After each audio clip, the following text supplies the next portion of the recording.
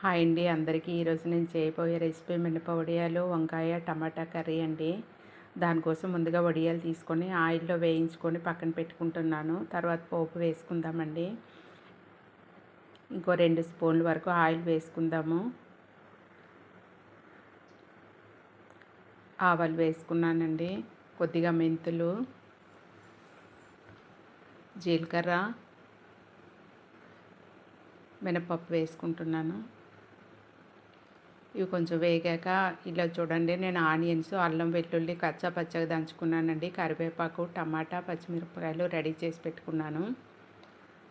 ఇప్పుడు ముందుగా అల్లం వెల్లుల్లి వేసుకుందామండి. ఇది నేను పేస్ట్ చేయలేదు, కచ్చా పచ్చా దంచుకున్నాను. ఎందుకంటే పేస్ట్ అయితే వంకాయ కూరలో అదే స్మెల్ తెలుస్తుందండి. అందుకే ముందుగా కూడా ఇందులో వేసాను. ఈ విధంగా దంచి కూడా అలా వేసుకుంటే మనకు ఆ స్మెల్ తెలీదు, టేస్ట్ బాగుంటుంది.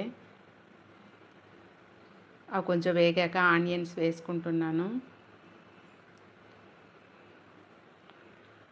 ఆనియన్ కొద్దిగా వేగాక పచ్చిమిరపకాయలు, కరివేపాకు వేసుకుందామండి. నేనైతే ఏ కూరలైనా అంత ఎక్కువ ఆయిల్ వాడనండి, కొంచెం తక్కువగానే వాడతాను. కానీ టేస్ట్ తక్కువ బాగుందని అనుకోకండి, చాలా బాగుంటుంది. కరివేపాకు కూడా వేసుకున్నాను.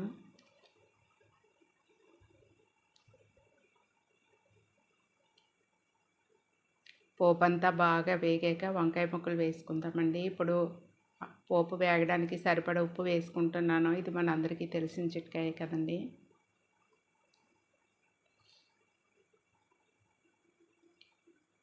ఆనియన్స్ బాగా వేగాయి. ఇప్పుడు వంకాయ ముక్కలు రెడీగా కోసి పెట్టుకున్నానండి. ఇప్పుడు వంకాయ ముక్కలు వేసుకుంటున్నాను.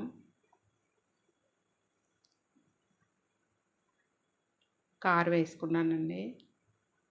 పసుపు, తగినంత పసుపు వేసుకొని వంకాయ ముక్కలన్నింటినీ బాగా కలుపుకోవాలండి. ఒకసారి ఇలా కుదుపుకుంటే మొత్తం కలుస్తాయండి. చిన్న కళాయి కదా, గరిటతో కలిపితే మళ్ళీ సరిగా కదలవు. కొద్దిసేపు మూత పెట్టి మగ్గితే బాగుంటుందండి. తర్వాత టమాటాలు వేసుకోవాలి. వంకాయలు కొద్దిగా మగ్గాయి కదండి, ఇప్పుడు బాగా కలుపుకోండి. టమాటాలు వేసుకుందాము.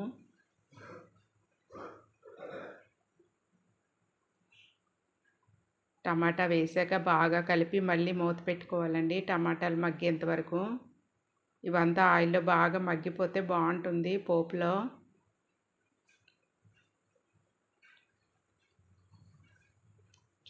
చూడండి, టమాటాలు బాగా మగ్గిపోయి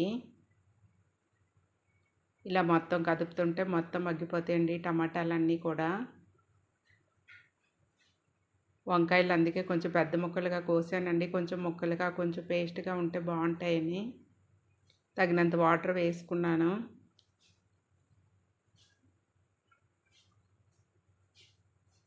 ఇప్పుడు వడియాలు కూడా కొంచెం క్లీన్ చేసుకొని వేసేస్తున్నానండి. ఈ మొత్తం కర్రీని అంతటిని బాగా కలుపుకోవాలి. కలుపుకొని మూత పెట్టుకుందామండి. ఇప్పుడు మూత తీసి చూస్తున్నాను, చూడండి కర్రీ అంతా బాగా ఉడికిపోయింది. చివరిగా మసాలా పొడి వేసుకుందామండి. నేను ముందుగా చెప్పాను కదండి ఒక వీడియోలో, ధనియాలు, జీలకర్ర, మెంతులు, ఆవాలు పొడి అండి. అది నేను వెజ్ కర్రీలో అంతా కూడా ఇదే వాడతాను.